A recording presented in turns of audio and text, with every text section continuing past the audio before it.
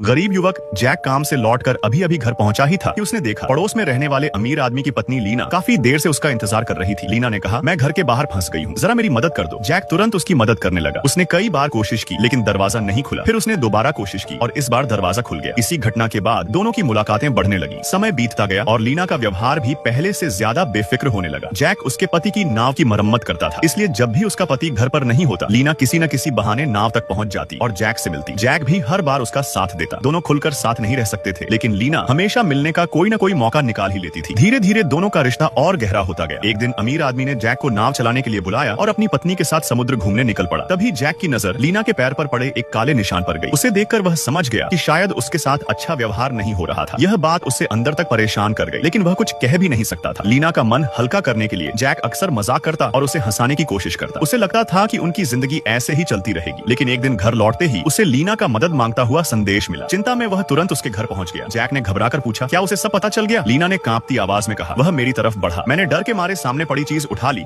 और उसे मार दिया। वह नीचे गिर पड़ा। जैक ने पूछा, तुमने एम्बुलेंस को फोन किया था ना? लीना ने जवाब दिया, नहीं, तुम उसके परिवार को नहीं जानते। वे बहुत ताकतवर लोग हैं, वे मुझे ही दोषी ठहरा देंगे। यह सुनकर जैक ने पुलिस को खबर करने का विचार छोड़ दिया। जिस महिला से वह प्यार करता था, उसकी रक्षा के लिए उसने जोखिम उठाने का फैसला किया। उसने सबसे पहले फर्श पर पड़े खून के निशानों को साफ किया, फिर शव को कार की डिक्की में रखा और रात के अंधेरे में बंदरगाह की ओर निकल गया। वहां पहुंचकर उसने शव को ठिकाने लगाने की कोशिश की, लेकिन अगली सुबह ही झील के किनारे एक शव मिलने की खबर फैल गई। शरीर पर मिले पहचान पत्रों से पुलिस ने जल्द ही उसकी पहचान कर ली। उधर जैसे ही पड़ोस से पुलिस के सायरन की आवाज सुनाई दी, घर में बैठे जैक की धड़कनें तेज हो गईं। उसे महसूस होने लगा कि अब मुश्किलें उसके दरवाजे तक पहुंच चुकी हैं।